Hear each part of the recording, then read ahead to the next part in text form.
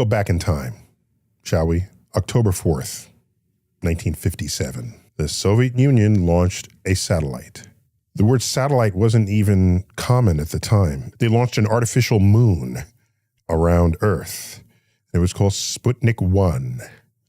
It was a radio transmitter that sent out just bleep signals. Bleep, bleep. Hearing the actual signals transmitted by the Earth-circling satellite. What was it launched in? A hollowed-out intercontinental ballistic missile shell. That's what it was launched with.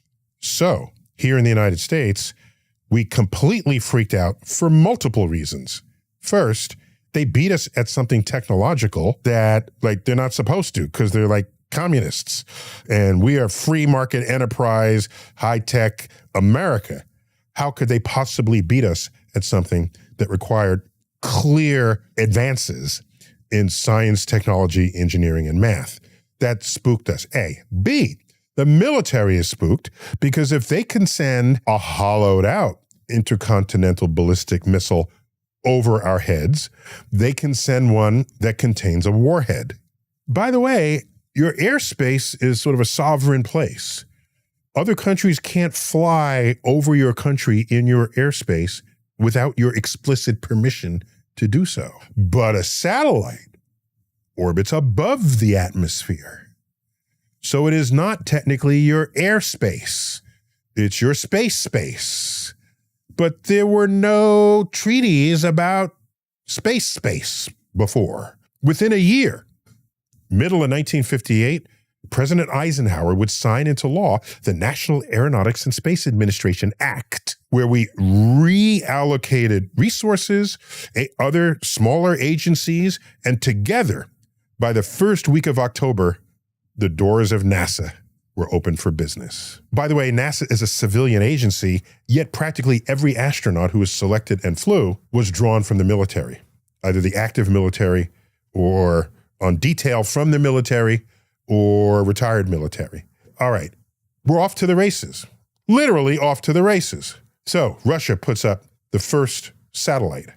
They put up the first non-human animal, Laika, a dog, a homeless dog from the streets of Moscow. Never had plans to bring the dog back alive, by the way, burned up on re-entry. They put up the first human. That was Yuri Gagarin. All of this. Before we could put up a human, they did all of that. Okay, and we're struggling mightily to do something because we were getting bested.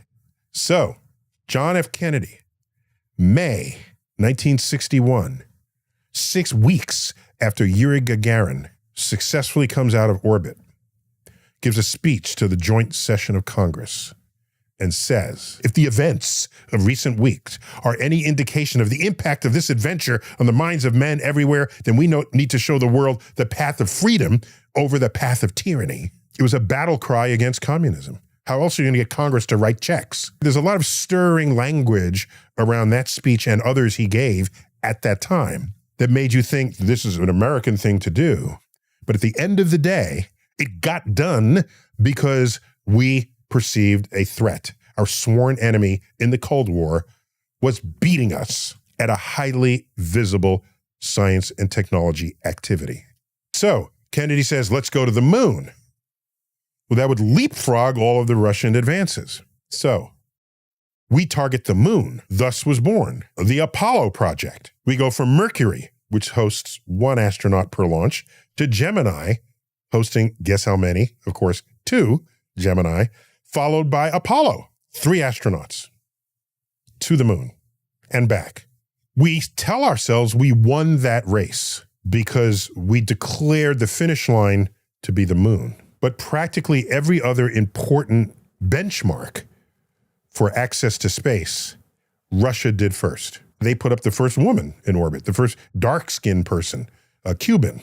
Remember, Cuba was on their side at the time. Did all this before we did. And we don't tell ourselves that enough because we I think justifiably, we celebrate the fact that we got to the moon, and that's an interesting target for anybody, for our species. And in all fairness to we as Americans, the plaque that's on the moon says, we come in peace for all mankind. That's what it says. And there's a picture of the Earth. the two halves of the earth. We didn't say we have conquered the moon and we will try. Yes, there's an American flag there because that's what people do when you're in a mountaintop and things. But the plaque that contains the messaging, that felt honest to me. So when Neil Armstrong, Buzz Aldrin, and Michael Collins, the three astronauts on Apollo 11, returned to Earth, they were received worldwide. And if you speak to Neil Armstrong, Buzz Aldrin, at the time, what they would tell you is people would come up to them and not say, you did it. They would say, we did it. We, humans, did it. And I was particularly moved upon learning that, because any triumph of science and technology is really for us all, because we're humans, and these are triumphs of the human mind and our ingenuity. So we land on the moon in 1969. We stopped going to the moon in 1972. Russia wasn't there. No longer was there a geopolitical motivation to pursue that activity. People not knowing why we were going to the moon watched us go to the moon and say, oh, at this rate, by 1980, we'll be on Mars. In the year 2000, we'll have thousands of people living and working in space. We only went to beat the Soviets. That's it. So, 1972, the program gets canceled. People want to blame Nixon. No, you don't blame, yes, he was president, but you don't blame Nixon for that. You recognize the geopolitical forces that make any of this happen to begin with. We could have stayed on the moon in 1972. We didn't. Could have gone back in 1980. We didn't. 1990, 2000, 2010. No. Is anyone else going to the moon? No. So we don't feel the force operating on our ambitions. Again, we are reactive as a nation way more effectively than we are proactive. 2004, I'm appointed by George W. Bush to serve on a White House commission to study the future of NASA. What sort of missions should it have? By the way, there were no geopolitical forcing on us at the time. It's just NASA. There's NASA. We got NASA. We went to the moon back then. What should we do in the future? I'm on this commission. It was nicknamed the Moon and Mars Commission. What we did was lay out a path for us to continue our presence and advance in space, and how to go on to Mars beyond that. We created this plan to use monies that NASA had been using for the space shuttle and phase that out and phase in a plan to return to the moon and go on to Mars. So there's no new money here. It would just be a readjustment of it. Well, some budget people got a hold of it and noticed that it might take $1 trillion to get to Mars. And it was DOA. In peacetime, spend $1 trillion? No. NASA's budget was already $30 billion a year. $30 billion. So how long does it take to get to $1 trillion at $30 billion a year? It takes 30 years. We could get to Mars in 30 years, with astronauts, of course, I'm referring to. But that's not the number that landed heavily on people's conscience. It was the $1 trillion. All right, so fine, but we did the really good homework for that report. And there it languishes. We go into the 20-teens. 2016, Trump gets elected president. Okay? You know what's happening around then? China says they want to put taikonauts on the moon. Everything China has said they want to do in space, they have done in space. Let's rewind for a moment.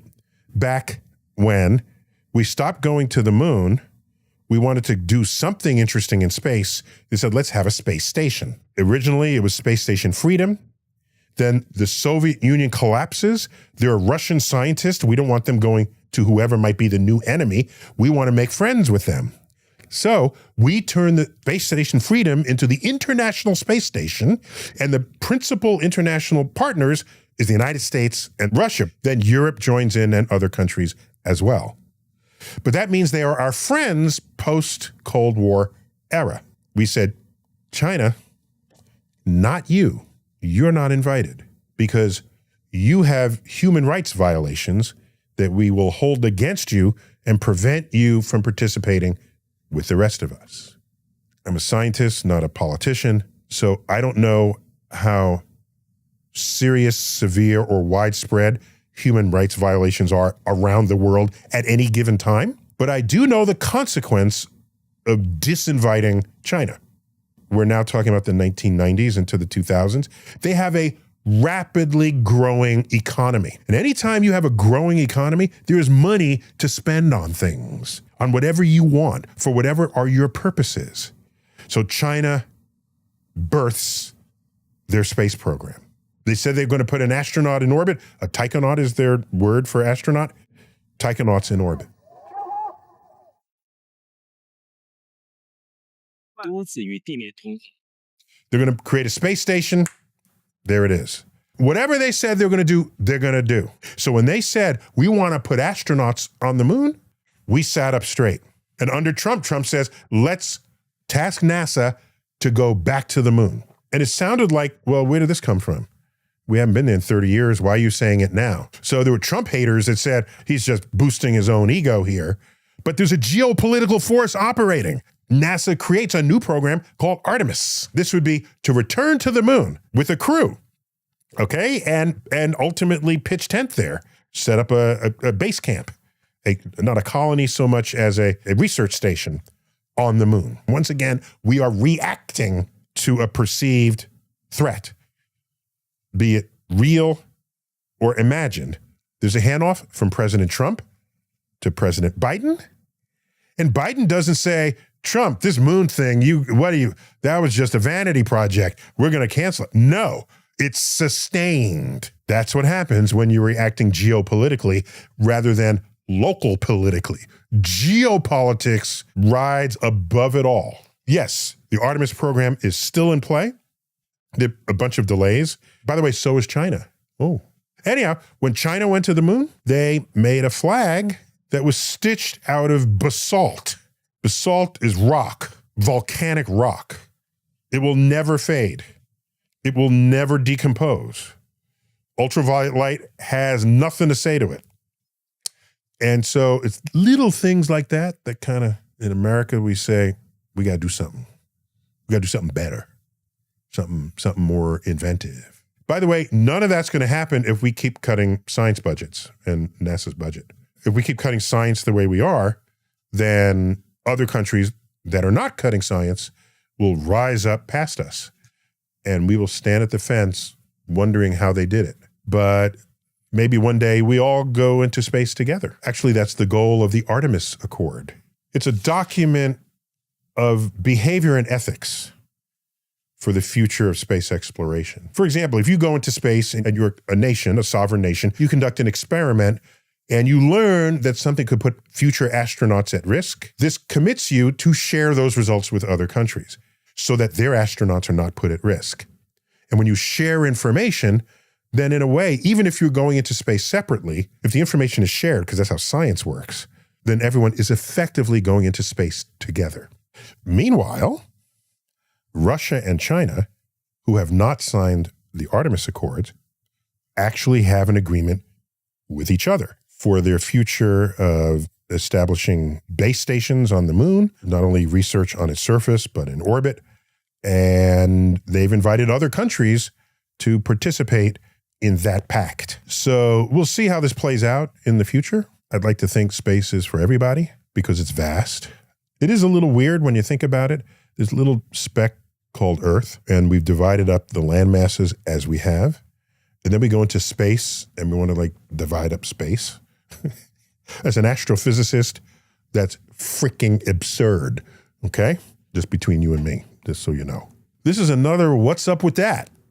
The Space Race on Star Talk. Neil deGrasse Tyson bidding you to keep looking up.